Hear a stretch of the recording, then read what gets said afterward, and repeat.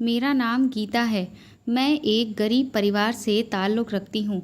मैं एक विधवा थी, इसीलिए मैं अपनी इकलौती बेटी के साथ मायके में ही रह रही थी। मेरे मायके में सिर्फ मेरे भाई का बेटा ही मेरे साथ रहता था। मेरी बेटी को अपने भाई से इतना प्यार था कि वह अपने भाई के हाथ से ही रात का खाना खाया करती थी। अगर मैं उसे अपने हाथ से खाना खिलाती तो वह रोने लगती। भाई बहन में इतना प्यार देखकर मैं बहुत खुश होती थी। लेकिन हैरत की बात तो ये थी कि जब मैं अपनी बेटी के रिश्ते की बात करती तो मेरा भतीजा उसमें कोई ना कोई कमी निकाल कर उस रिश्ते के लिए इनकार कर दिया करता था। एक दिन मैंने बेटी को अपने कमरे में लिटा दिया और खुद उसके कपड़े पहनकर चादर ओढ़कर चुपचाप उसके बिस्तर पर लेट गई और लाइट बंद कर दी। अभी 5 मिनट ही गुजरे थे कि मेरे भतीजे ने मेरे पास आते ही ऐसी बात कही कि मैं सुन्न पड़ गई थी। वह कहने लगा कि बस कुछ दिनों की बात और है, फिर हम सब कुछ खुल्लम खुल्ला करेंगे और हमें किसी से भी डरने की ज़रूरत भी नहीं है। शादी की तैयारियां भी मैंने पूरी कर ली हैं। उसके मुंह से ये बात सुनकर मेरे पैरों तले से ज़मीन ही निकल गई थी। माता पिता अक्सर अनजान रहते हैं और उनके बच्चे ऐसा काम करने लगते हैं जिसके बारे में माता पिता ने कभी सोचा भी नहीं होता है। मेरा पति इस दुनिया से बहुत जल्दी ही चला गया था। भगवान ने मुझे एक खूबसूरत सी बेटी दी थी, लेकिन कुछ समय बाद ही मेरे पति का एक एक्सीडेंट में देहांत हो गया और उसके बाद से मेरे ससुराल वाले मेरी जान के दुश्मन बन चुके थे। उन्होंने मेरा वहाँ पर जीना ही मुश्किल कर दिया था। उन्हें ना तो मुझसे कोई लगाव था और ना ही मेरी बेटी से, लेकिन फिर भी अपनी बेटी की खातिर मैं सब कुछ बर्दाश्त करती रही। पर एक दिन उन्होंने मुझे मेरी बेटी के साथ घर से बाहर निकाल दिया। फिर ना चाहते हुए भी मुझे अपने मायके वापस आना पड़ा। मेरे मायके में भी कोई ज़्यादा लोग नहीं थे। मेरे माता पिता का देहांत तो पहले ही हो चुका था और मेरी भाभी भी इस दुनिया में नहीं थी। मेरा भाई अपने बेटे को अकेले ही गांव में रहकर पाल रहा था। जब मेरे पास और कोई सहारा नहीं बचा तो मैं अपने भाई के पास गांव में ही रहने के लिए आ गई थी और अपनी बेटी के साथ साथ मैंने अपने भतीजे की परवरिश करना भी शुरू कर दिया था, क्योंकि मेरे भाई के लिए काम के साथ साथ अपने बेटे को संभाल पाना भी बहुत मुश्किल था। मेरा भतीजा मेरी बेटी से 11 साल बड़ा था। जैसे जैसे समय बीत रहा था, मेरा भतीजा भी मुझे अपनी माँ समान ही समझने लगा था। मैं भी उसका बहुत ख्याल रखा करती थी। मेरे घर वाले शुरू से ही गांव में रहा करते थे, लेकिन वहाँ के पड़ोस के लोग हम लोगों को बहुत ज़्यादा तंग करते थे। हम गरीब लोग थे, इसीलिए अपने घर को छोड़कर ऐसे कहीं जा भी नहीं सकते थे। मैंने अपने पति से लव मैरिज की थी, जो कि एक बहुत बड़ा कदम था, जिस वजह से मेरे गांव के लोगों ने मेरे माँ बाप को भी बहुत सुनाया था। लेकिन अब किस्मत का खेल कुछ ऐसा था कि मुझे लौटकर फिर से गांव में आकर रहना पड़ रहा था। अब तो मैं एक विधवा औरत थी, जिस वजह से लोगों ने मुझे किसी भी तरह के ताने देने में कोई कमी नहीं छोड़ी थी। बल्कि एक बार तो मेरे पड़ोस में रहने वाली सुमन भाभी ने एक बार मुझ पर ये इल्ज़ाम लगा दिया कि मेरा उनके पति के साथ कुछ चल रहा है। मैं बहुत ज़्यादा खूबसूरत थी, इसी वजह से अपनी पड़ोसन को मैं बहुत बुरी लगती थी। मेरे आसपास के जितने भी घर थे, सभी घरों में मेरी बहुत तारीफ़ की जाती थी। सुमन को ये बात बिल्कुल भी पसंद नहीं थी, इसीलिए वह मुझे लोगों की नज़रों में गिराने के लिए कोई ना कोई बहाने ढूंढा ही करती रहती थी। उस टाइम पर मेरी बेटी बहुत छोटी थी और मेरा पति तो मर चुका था। इस वजह से मैं भी कुछ नहीं कर सकती थी। मैं अपने आप को बहुत लाचार महसूस करती थी। वह औरत मुझ पर तरह तरह के इल्ज़ाम लगा दिया करती थी, जिसको गांव के कुछ लोग सच भी मान लिया करते थे और फिर वह लोग मुझे कैरेक्टर लेस कहने लगे थे। और इधर बात मेरी बेटी के नाम तक भी आने लगी थी कि ये लड़की भी ऐसी ही होगी, देख लेना, बड़े होकर ये भी अपनी माँ के जैसी ही बनेगी। मेरे गांव के लोग मेरे भाई को समझाया करते थे कि वह मेरी शादी गांव के किसी गरीब मर्द के साथ कर दे, लेकिन ना तो मैं ऐसा चाहती थी और ना ही मेरा भाई ऐसा चाहता था, क्योंकि मेरी बेटी बहुत छोटी थी और मैं बिल्कुल नहीं चाहती थी कि कोई और दूसरा मर्द जो मेरी बेटी को स्वीकार ना कर सके, मैं ऐसे किसी इंसान से शादी करूं। और फिर आजकल के ज़माने को देखते हुए मुझे किसी पर भरोसा भी नहीं था। न जाने जो दूसरा इंसान मेरे जीवन में आए वह मेरी बेटी को दिल से अपनी बेटी माने भी या नहीं। यही सब सोचते हुए मैंने कभी भी अपने दिल में शादी का ख्याल नहीं लाया था।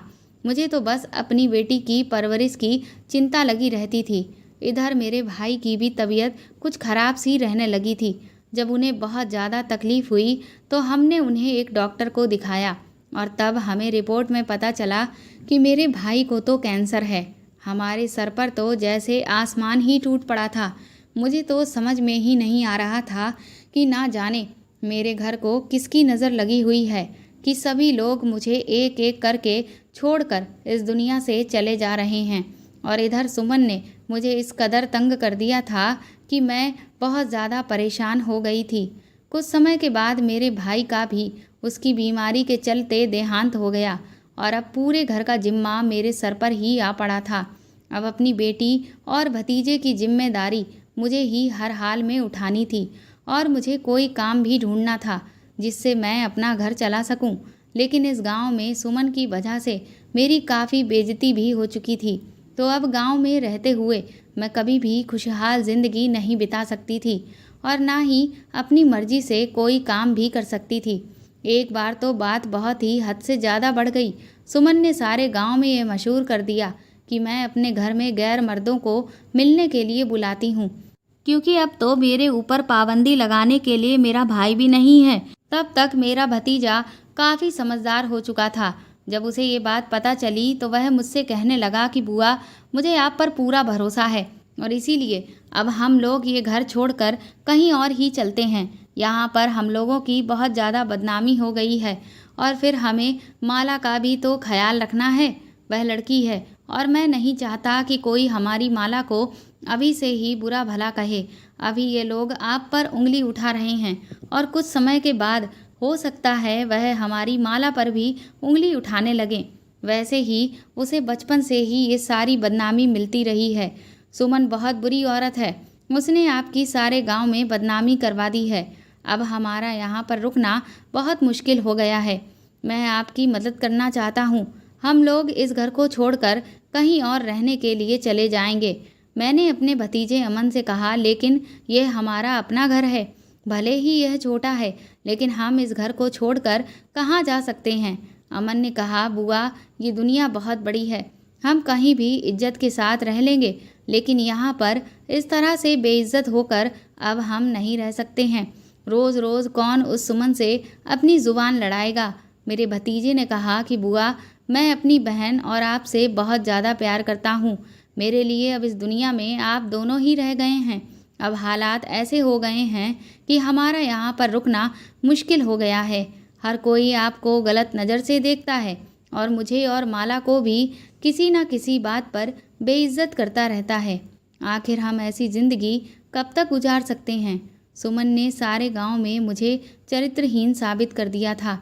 यहाँ तक कि ये भी कहा कि मैं घर में रहते हुए अपने कम उम्र भतीजे पर भी गलत नज़र रखती हूँ और गैर मर्दों के साथ भी मेरा पहले से ही रिश्ता है। और इसी सब के चक्कर में मैंने अपने पति को भी मरवा दिया। मैंने अपने पति से लव मैरिज की थी और मेरा पति मुझे अपने साथ भगा कर ले गया था और फिर हमने शादी भी कर ली थी। मेरी खूबसूरती और मेरी लव मैरिज ने मुझे बेइज्जती और बदनामी के सिवा अब तक कुछ भी नहीं दिया था।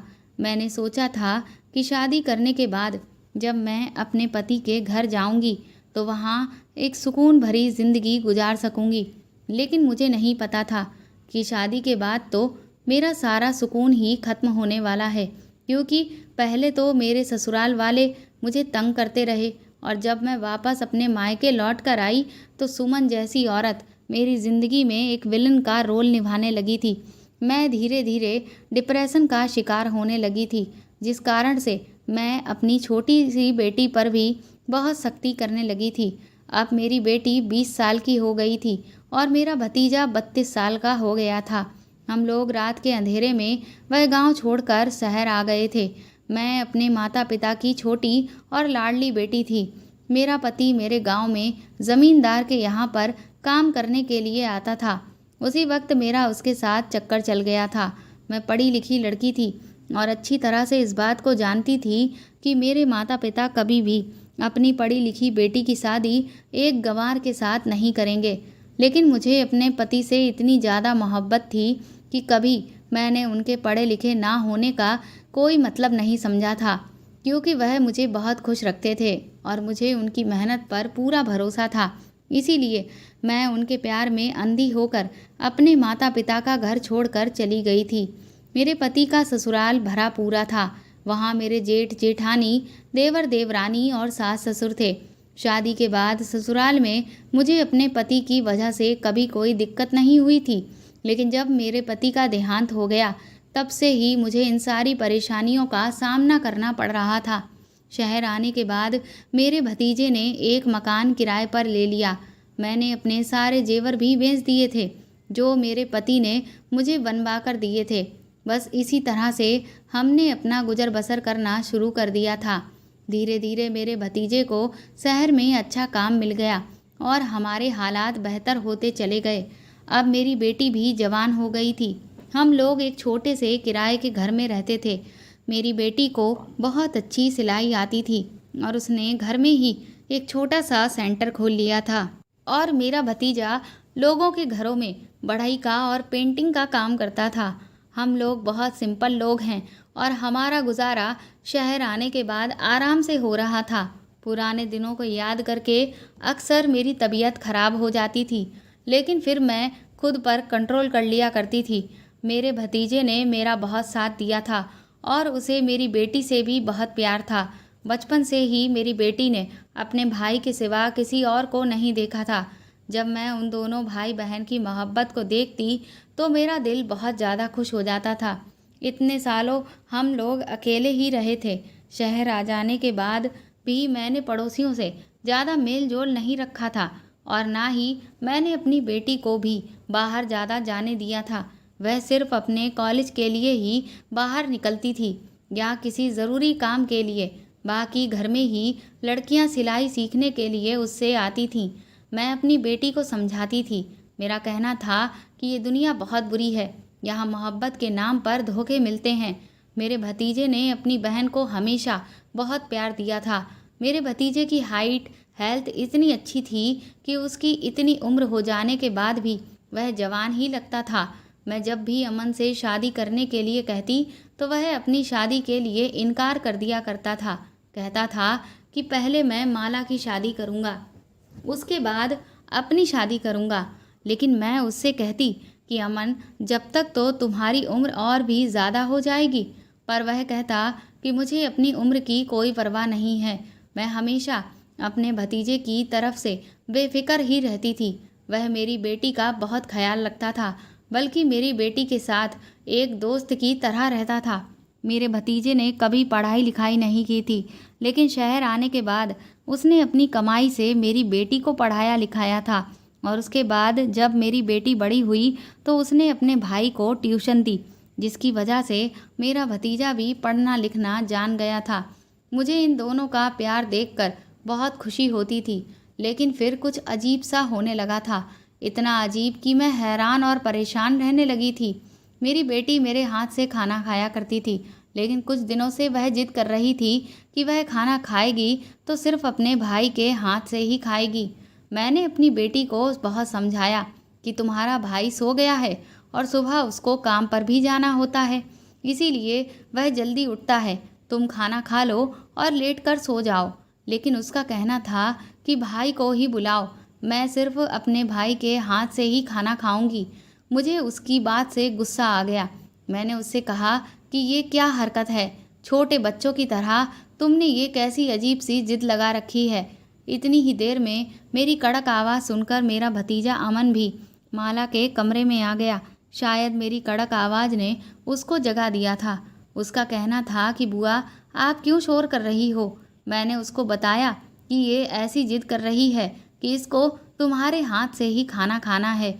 मेरी ये बात सुनकर अमन हंसने लगा और कहने लगा, बस इतनी सी बात है, कोई बात नहीं, मैं माला को अपने हाथ से खाना खिला देता हूँ।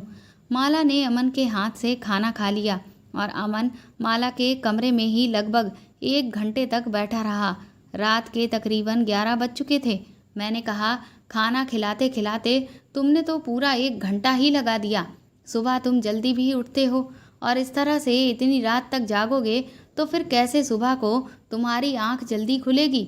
तो वह कहने लगा, बुआ हम भाई बहन बातें कर रहे थे, बस बातें करने में ही कुछ टाइम हमें ज़्यादा लग गया। मैंने अमन से कहा, बातें करने में टाइम खराब मत किया करो, चलो जाकर सो जाओ। मुझे बड़ी हैरानी हो रही थी कि अचानक माला को क्या ज़िद लग गई है कि उसे अपने भाई के हाथ से ही खाना खाना है। फिलहाल ये बात कई दिनों तक इसी तरह से चलती रही, लेकिन ये एक दिन की बात नहीं थी। अब माला रोज़ यही करने लगी थी कि अपने भाई के हाथ से ही खाना खाया करती थी और अमन उसको खाना खिलाने के बहाने 2 या 3 घंटे से पहले उसके कमरे से बाहर नहीं निकलता था। मुझे लगा कि शायद वह दोनों आपस में टीवी देखते रहते होंगे, जिसमें वह बिजी हो जाते होंगे। लेकिन जब मैंने एक दिन जाकर देखा तो ऐसा कुछ भी नहीं था। कमरे में बस वह बैठे दोनों बातें ही कर रहे थे। एक दिन तो 2.5 घंटे से ज़्यादा हो गया था और मुझे बहुत गुस्सा आ गया था कि ये भी कोई टाइम है बातें करने का। आखिर रात के 2-3 बजे तक कौन इस तरह से बातें करता रहता है। मैंने जैसे ही दरवाज़ा बजाने की कोशिश की तो मैं ये देखकर हैरान रह गई थी कि दरवाज़ा तो अंदर से बंद था। मैंने ज़ोर ज़ोर से दरवाज़ा पीटना शुरू कर दिया और दरवाज़ा खुलते खुलते तकरीबन 10 मिनट लग गए थे। मैंने कहा कि ये दरवाज़ा अंदर से बंद क्यों किया था और फिर मैं कितनी देर से दरवाज़ा बजा रही हूँ, क्या दरवाज़ा खोलने में इतनी देर लगती है? तुम दोनों दरवाज़ा बंद करके अंदर क्या कर रहे थे हो? भला ये भी कोई तरीका है? अमन ने कहा, वो दरवाज़ा शायद गलती से बंद हो गया होगा। हम लोग तो टीवी देख रहे थे, इस वजह से हमें दरवाज़ा बजने की आवाज़ ही नहीं सुनाई दी थी। मैंने कहा, तुम लोग रात के 3 बजे टीवी देख रहे हो, ये भी कोई टाइम है टीवी देखने का? और तो और तुम लोग किसी वीआईपी घर में नहीं रहते हो जहाँ पर ऑटोमेटिक लॉक लगे हुए हैं। ये कोई ऑटोमेटिक दरवाज़ा नहीं है जहाँ पर कुंडी खुद ब खुद लग जाएगी। मैंने अपने भतीजे से कहा, जाओ जाकर अपने कमरे में सो जाओ और आइंदा दोनों ऐसी हरकत ना करना। मैं अपनी बेटी को भी बहुत डांट लगाई थी। मेरी बेटी की पढ़ाई पूरी होने वाली थी, अब उसकी शादी की उम्र हो चुकी थी। मैं नहीं चाहती थी कि अब वह किसी भी गलत काम में पड़ जाए और इसीलिए मैं जल्द से जल्द उसकी शादी करना चाहती थी, जबकि मेरी शादी भी कम उम्र में ही हो गई थी। मैंने एक रिश्ते वाली से कहा हुआ था कि वह मेरी बेटी के लिए अच्छा सा रिश्ता लेकर आए और इसीलिए वह एक दिन एक रिश्ता लेकर आई और लड़के की माँ को भी साथ में लेकर आई थी। लड़के की माँ ने मेरी बेटी को देखा और 2-3 सवाल के बाद मैंने अपनी बेटी को कमरे में वापस भेज दिया। मेरा भतीजा काम पर गया हुआ था, लेकिन ना जाने वह उस वक्त काम छोड़कर कैसे घर पर आ गया था और उसने घर आते ही लड़के वालों के साथ अजीब तरह से बदतमीजी करना शुरू कर दिया और फिर वह उन लोगों से कहने लगा कि ये लड़की तो बिल्कुल भी ठीक नहीं है और ना ही इसने आपके लिए ये सारा नाश्ता बनाया है। ये नाश्ता तो सब मार्केट से खरीद कर आया हुआ है, उसे तो कुछ भी नहीं आता है। वह लड़की बिल्कुल जाहिल और गंवार है और कहने लगा कि ये लड़की हर वक्त किसी न किसी से लड़ाई झगड़ा ही करती रहती है। अभी कुछ दिन पहले ही इसने अपने कॉलेज में अपने एक टीचर का ही सर फोड़ दिया, बल्कि बिल्कुल जरा सी बात पर। आप लोग मेरी इस बात पर यकीन नहीं करेंगे, लेकिन ये लड़की बड़ी ही गुस्सैल किस्म की है। बल्कि उस वक्त तो हमारे घर पर पुलिस भी आ चुकी थी। फिर जैसे तैसे करके हमने इस केस को रफा दफा किया था। वह औरत बड़ी ही हैरानी से मेरे भतीजे की तरफ देख रही थी और बार बार मुझे भी देख रही थी। मैं बहुत परेशान हो गई थी और ये सोच रही थी कि अमन ने ये क्या तमाशा बना रखा है और जाने क्या बकवास बोलता ही चला जा रहा है, जबकि इस बात में कोई भी सच्चाई नहीं थी। वह भी अच्छे से जानता था कि वो झूठ बोल रहा है। ना जाने क्यों वह लड़के वालों से झूठ बोल रहा था। मेरी बेटी ने कभी किसी भी टीचर का सर नहीं फोड़ा था, यहाँ तक कि उसने तो कभी स्कूल में किसी से बदतमीजी तक नहीं की थी। मुझे अमन से ऐसी उम्मीद बिल्कुल भी नहीं थी। न जाने इस लड़के को क्या हो गया था। मैं ये देखकर खुद हैरान हो गई थी कि कहीं ये कोई नशा वशा करके तो नहीं आया है। तभी लड़के की माँ मुझसे कहने लगी कि ऐसी बदतमीज़ लड़की से हमें रिश्ता नहीं करना है, और वह बहुत सारी बुरी भली बातें हम लोगों को सुनाकर हमारे घर से चली गई। जैसे ही वह लोग चले गए तो उनके जाने के बाद मैंने अमन से सवाल किया कि तुमने ये सब कुछ आखिर क्यों किया? तो अमन कहने लगा, बुआ, इन लोगों की शक्ल देखी थी? ये लोग कहीं से भी ढंग के लोग नहीं लग रहे थे। मैं अपनी बहन की शादी ऐसे लोगों के साथ हरगिज नहीं करूँगा। मुझे तो वह लड़का बिल्कुल भी पसंद नहीं है। आपने देखा हमारी माला कितनी खूबसूरत है और कितनी कम उम्र की है, जबकि इनका लड़का तो कितना उम्र दराज लग रहा था। मुझे वह लड़का बिल्कुल भी पसंद नहीं आया था, इसीलिए मैंने ऐसा किया। मैंने अमन से कहा कि पागल लड़के, तुम एक बार मुझसे भी तो पूछ सकते थे। तुम्हें इतना तमाशा बनाने की ज़रूरत ही क्या थी? तुमने उन लोगों को बुरा भला नहीं कहा है, बल्कि उन लोगों के सामने अपनी बहन की इंसल्ट कर दी है। अब देखो ये लोग कहीं और जाकर हमारी माला के बारे में ऐसी ऐसी बातें करेंगे कि फिर कोई भी हमारे घर पर रिश्ता लेकर नहीं आएगा। अमन कहने लगा कि ऐसा कुछ भी नहीं होगा बुआ, जैसा आप सोच रही हैं। मैंने ऐसा इसलिए किया कि ऐसे घटिया लोग हमारे घर पर दोबारा रिश्ता लेकर ना आ सकें। और आप तो उन लोगों पर इतना फिदा हो रही थीं सिर्फ उनके घर और जायदाद देखकर। ये तो देखो कि हमारी माला कितनी खूबसूरत और प्यारी है, और उस लड़के की शक्ल से ही लग रहा था कि वह एक नंबर का ठरकी है। और उसकी माँ को देखा आपने, वह कितनी चालाक औरत लग रही थी। मैं अपनी माला को किसी ऐसे लड़के के हवाले नहीं करना चाहता। मुझे अमन की हरकत पर बहुत तेज गुस्सा आ रहा था, लेकिन अब जो हो चुका था वह तो हो चुका था। उन लोगों से दोबारा बात करने का भी अब कोई फ़ायदा नहीं था। अगर मैं कहती कि मेरा भतीजा मजाक कर रहा था, तब भी वह लोग मेरी बात को नहीं मानते। शाम के टाइम पर अमन और माला आंगन में बैठे हुए समोसे खा रहे थे और खूब खुलकर हंसी मजाक कर रहे थे, जबकि इधर मेरा मूड बहुत ज़्यादा ख़राब था। न जाने उनको किस बात की इतनी खुशी थी। एक दिन मैं अपनी बेटी के कमरे की सफाई कर रही थी और वो कॉलेज एग्ज़ाम देने के लिए गई हुई थी, तो उसका मोबाइल घर पर ही रह गया था। मैं उसके कमरे में ही मौजूद सफाई कर रही थी कि तभी अचानक माला के मोबाइल पर किसी का फ़ोन आने लगा। मैंने जब कॉल रिसीव किया तो माला के कॉलेज की एक फ्रेंड बोल रही थी। वह कहने लगी, आंटी, इतने दिनों से माला की तबीयत कैसी है? अब माला ने कॉलेज में एप्लीकेशन लगाई हुई है और बताया था कि उसकी तबीयत ठीक नहीं है, इसीलिए उसे 2 दिन की छुट्टी चाहिए। मैंने इसको बताया कि बेटा, माला तो कॉलेज ही गई हुई है, उसने कोई एप्लीकेशन नहीं दी है, और बल्कि उसकी तबीयत भी बिल्कुल ठीक है। उसने कहा, नहीं आंटी, उस एप्लीकेशन पर तो आपके भी साइन बने हुए थे। मैंने कहा, माला ने तो मुझे ये बताया था कि कॉलेज में एग्ज़ाम चल रहे हैं और वह एग्ज़ाम देने के लिए ही तो कॉलेज गई हुई है। लेकिन उसकी सहेली ने बताया कि नहीं आंटी, कॉलेज में एग्ज़ाम नहीं चल रहे हैं, बल्कि काफ़ी दिनों से तो माला कॉलेज आ ही नहीं रही है। उसकी ये बात सुनकर मैं बहुत परेशान हो गई थी कि ना जाने मेरी बेटी ये क्या कर रही थी।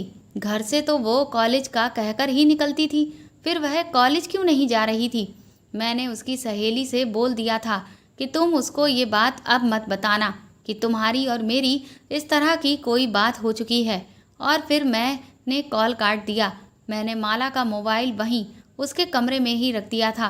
शाम को अमन और माला को जब मैंने अपने कमरे में बुलाया तो कमरे का माहौल बिल्कुल अदालत जैसा बना हुआ था।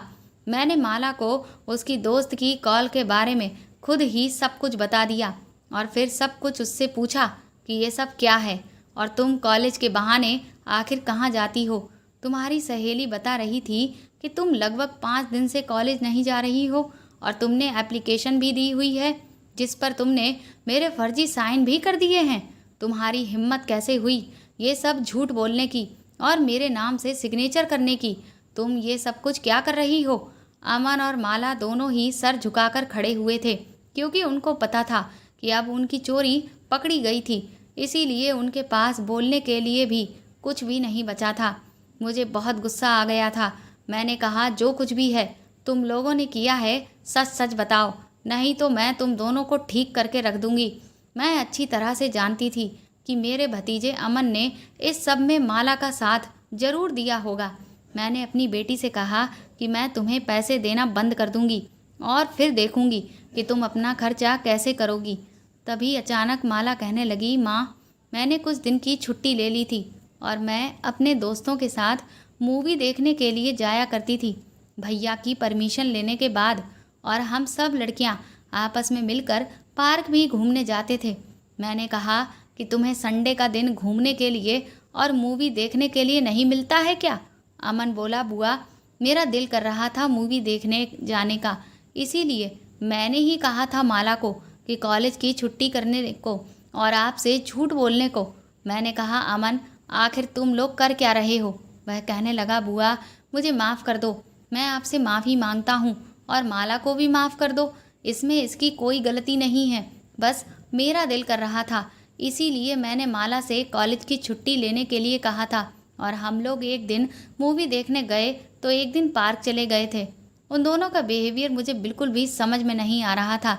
न जाने आखिर ये लोग क्या कर रहे थे और इनके बीच में क्या खिचड़ी पक रही थी। घर में भी मेरा भतीजा और मेरी बेटी यही अजीब अजीब तरह की हरकतें किया करते थे। मैं अब उन दोनों पर कड़ी नज़र रखने लगी थी। ये दोनों घर में भी खूब हंसी मजाक करने लगे थे, तो कभी आपस में 2-2 3-3 घंटे बैठकर बातें करते रहते थे। भाई बहन में अब कुछ ज़्यादा ही मोहब्बत हो गई थी। इन दोनों को एक दूसरे के अलावा तो जैसे कोई दिखाई ही नहीं दे रहा था। इस बीच मैंने माला के लिए एक और रिश्ता देखना शुरू कर दिया था और अपने भतीजे को साफ कहा था कि अगर लड़के में कोई कमी दिखे तो तुम मुझे बताना, ना कि लोगों के सामने वहाँ पर माला का तमाशा बनाना। वह सब कुछ दोबारा से दोहराने की अब कोई ज़रूरत नहीं है, क्योंकि तुम इतना नहीं जानते हो कि ऐसा करने से तुम्हारी बहन की भी बदनामी होगी और इस तरह से तुम्हारी बहन के रिश्ते आने भी बंद हो जाएंगे। ये बात सुनकर मेरे भतीजे ने मुझसे एक बड़ी ही अजीब सी बात कही। उसने कहा कि मेरी बहन को रिश्ते की कोई ज़रूरत नहीं है। उसके मुंह से ये सुनकर मैं हैरान रह गई थी। मैंने तुरंत ही अमन से कहा कि आखिर तुम कहना क्या चाहते हो? क्या मतलब है तुम्हारी इस बात का कि उसे रिश्तों की ज़रूरत नहीं है? मेरा भतीजा तुरंत ही सकपकाया और कहने लगा, अरे वो बुआ, बस वो तो मेरे मुंह से यूं ही निकल गया, ऐसी भी कोई बात नहीं है। मैं तो अपने भतीजे और अपनी बेटी से बहुत ज़्यादा परेशान हो गई थी। पता नहीं ये लोग क्या करते रहते हैं और अपने दिमाग में क्या सोचते हैं।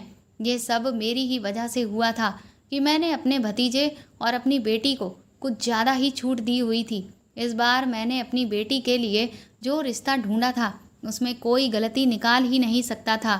लड़का बहुत कम उम्र का था, देखने में हैंडसम भी बहुत था। उसकी फैमिली भी छोटी सी और बहुत अच्छी थी। अमीर परिवार से वह लोग ताल्लुक़ रखते थे। लड़का बैंक में नौकरी करता था और बहुत ही खूबसूरत और गोरा चिट्टा था और लड़के के माँ बाप भी शिक्षक विभाग में थे। और मेरी बेटी से वह लड़का उम्र में ज़्यादा बड़ा भी नहीं था, बल्कि उसकी उम्र के बराबर ही होगा। लड़के वालों को मेरी बेटी भी पसंद आ गई थी, क्योंकि मेरी बेटी माला बहुत ज़्यादा खूबसूरत थी।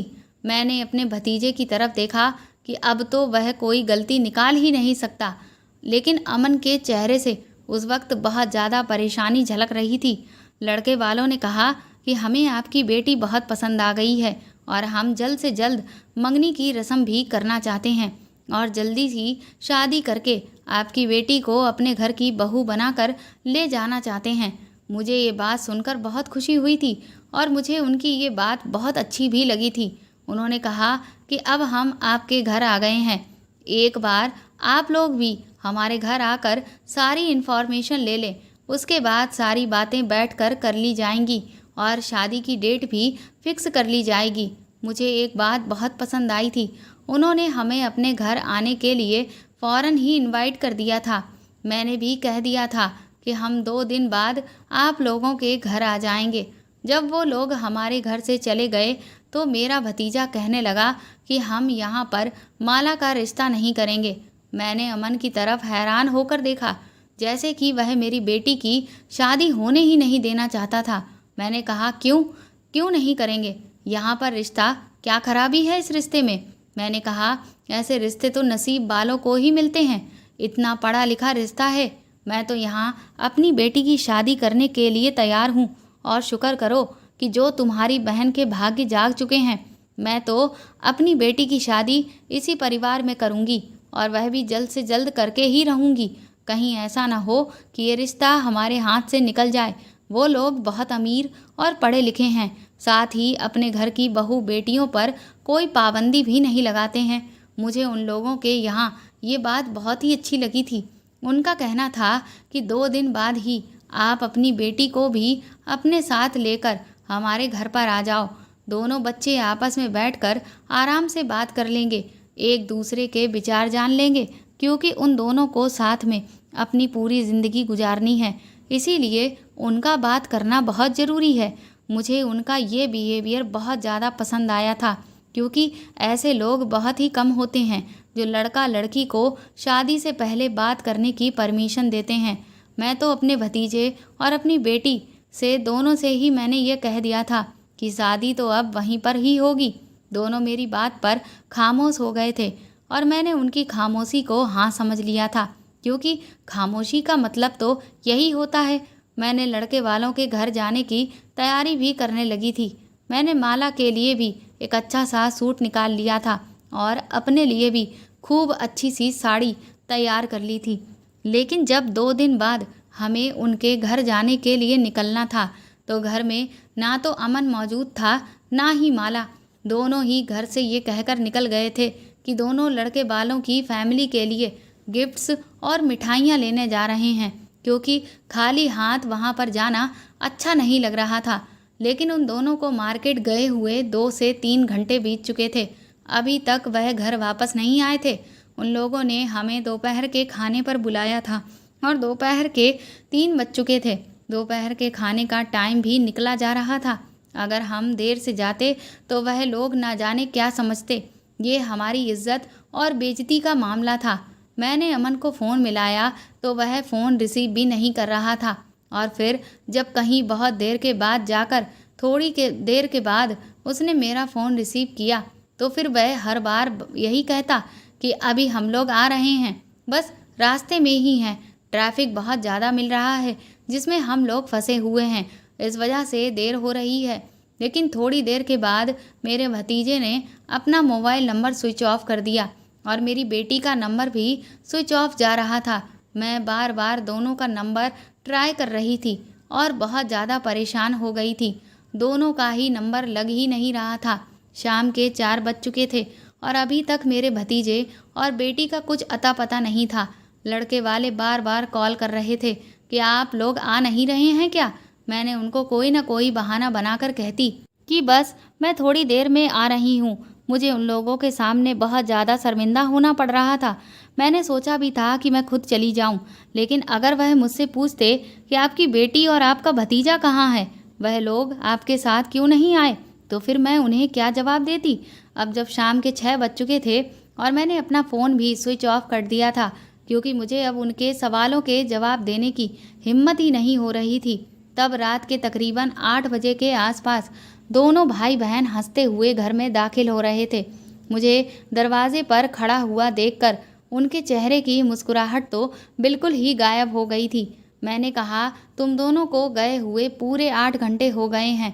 आखिर तुम लोग कब तक गिफ्ट्स और मिठाइयाँ ही ले रहे थे। मेरा भतीजा कुछ बोलने ही वाला था कि मैंने उसके मुंह पर ज़ोरदार थप्पड़ मार दिया और कहा कि ये क्या बदतमीजी लगाई हुई है। कहाँ थे तुम दोनों अभी तक। पहली बार मैंने अपने भतीजे पर हाथ उठाया था, क्योंकि वही मेरी बेटी को मार्केट लेकर गया था।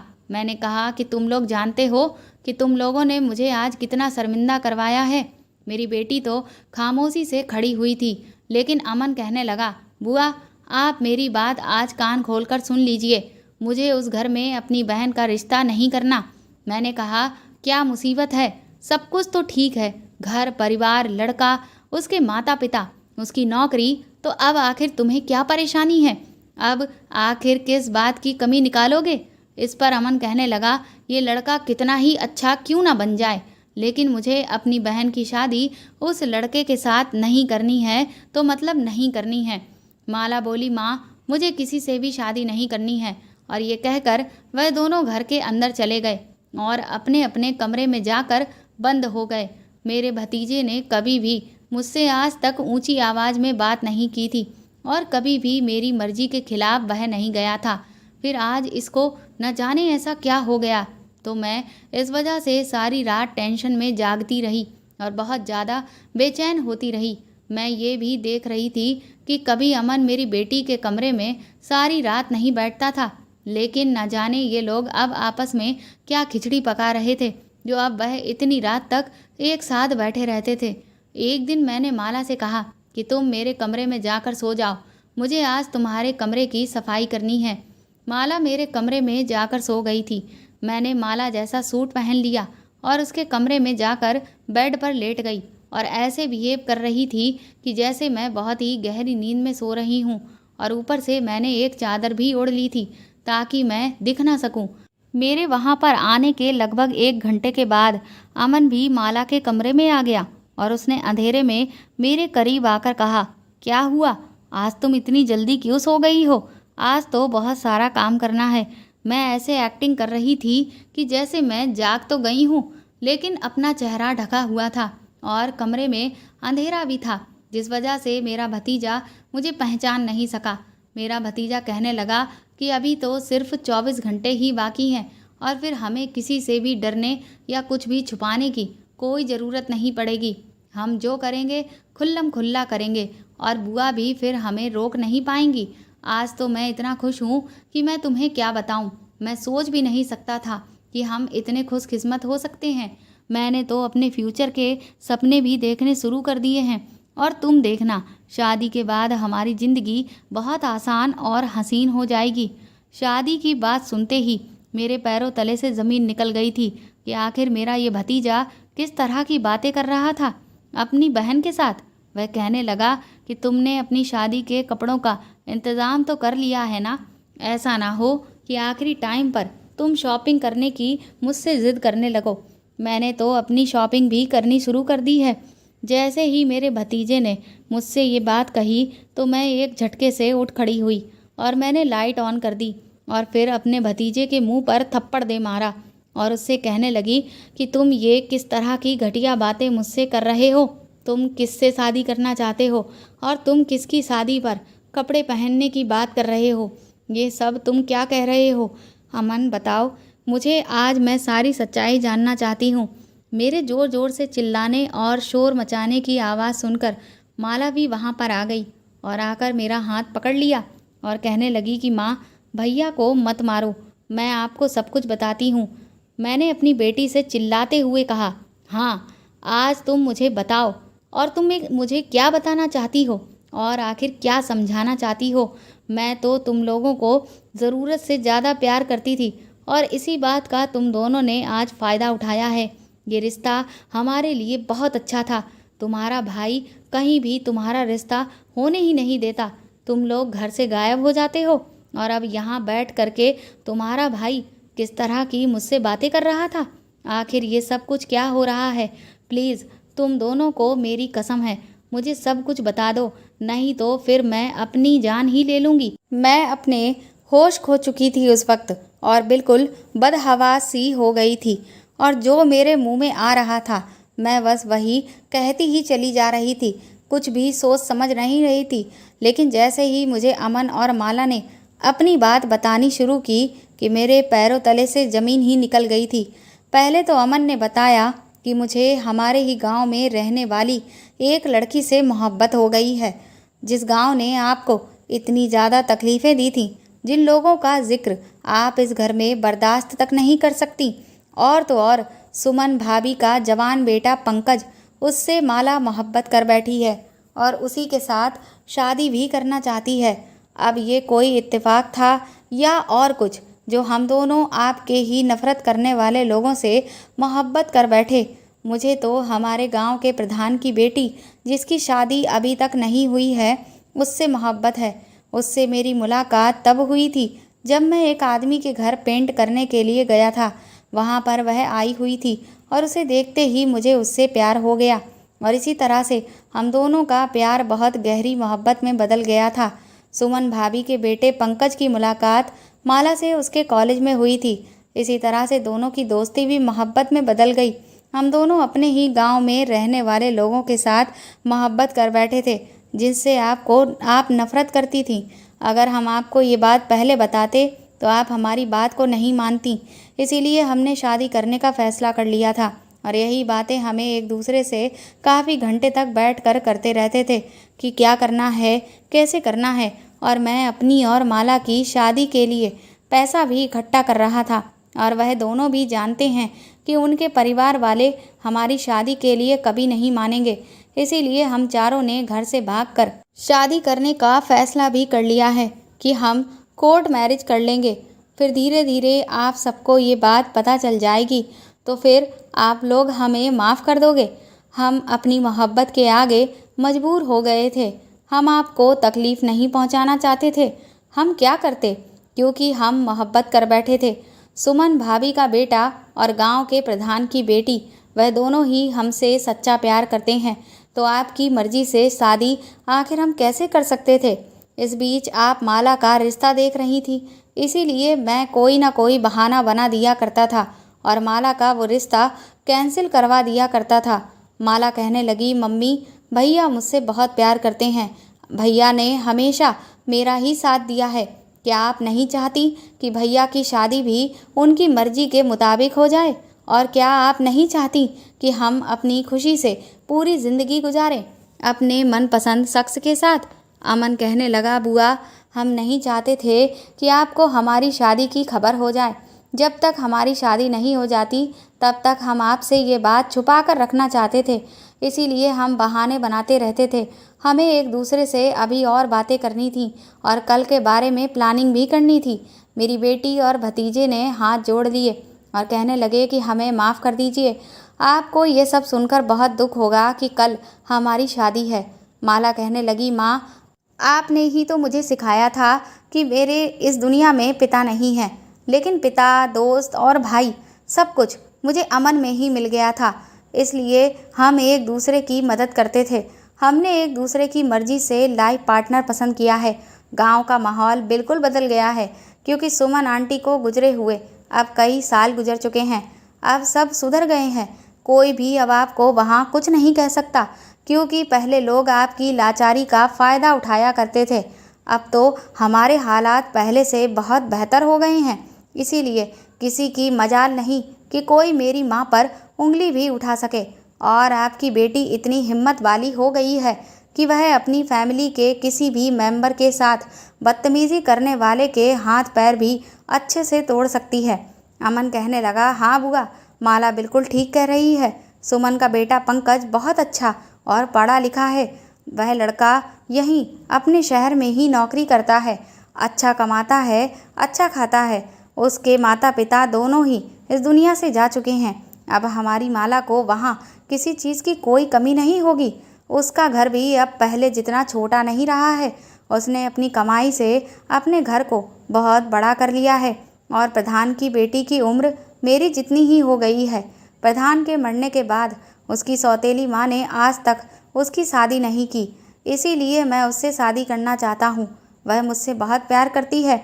मैं उसे अपने घर की इज्जत बना लूँगा और मुझे पता है कि आप उसे बहुत खुश रखेंगी। वह दोनों बोलते जा रहे थे और रोते जा रहे थे। ये बात तो सच थी कि ये लोग अगर मुझे सच बताते तो मैं कभी भी उनकी शादी के लिए हाँ नहीं करती और उस गांव से कभी भी उनका नाता जोड़ने नहीं देती। लेकिन शायद सही कहते हैं, आप जो नहीं चाहते हैं वही आपके साथ हो जाता है। मैं उस गांव से बहुत दूर आ गई थी, लेकिन उस गांव से अब दोबारा नाता जुड़ गया था। इनको प्यार हुआ तो उसी गांव में रहने वालों से। मैं एक तरफ तो अपना सर पकड़कर बैठ गई थी। मुझे समझ में नहीं आ रहा था कि अब मैं क्या फ़ैसला करूं। लेकिन वह दोनों तो चुपचाप मेरे कदमों में बैठ गए थे और फिर उन्होंने मेरे पैर पकड़ लिए। कहने लगे, प्लीज़ मान जाओ ना, हमारी खुशी में शामिल हो जाओ ना। हम उन दोनों के बिना खुश नहीं रह पाएंगे।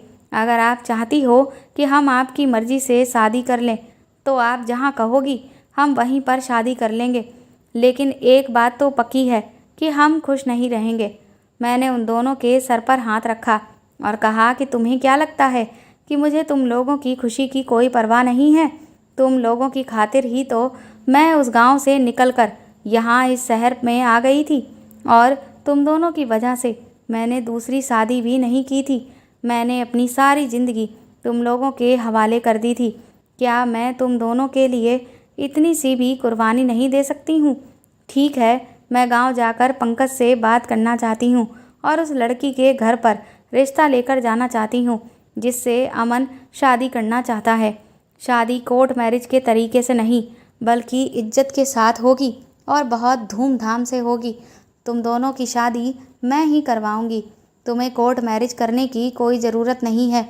वह दोनों रोते हुए मेरे गले लग गए तो मैंने दोनों को बहुत ज़्यादा प्यार किया था। आखिर मेरे लिए मेरा भतीजा और मेरी बेटी ही सब कुछ थे, इसलिए मैंने अपनी सारी खुशियाँ उन पर कुर्बान कर दी थी।